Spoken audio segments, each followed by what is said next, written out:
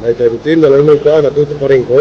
Ng buwang katapat. During the time of then Vice President Estrada, I think he was one of the first vice presidents to have been given an important role. He was appointed as the Presidential Anti-Crime Commission chairman by then President Fidel Ramos.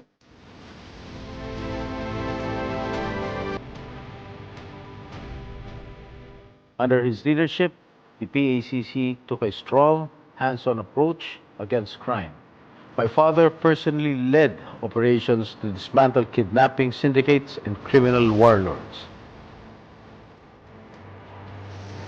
By determination, they were able to neutralize a lot of the kidnap for ransom syndicates. Most notably, yung Alfredo Joey De Leon. I think that was the most defining moment of then Vice President Estrada.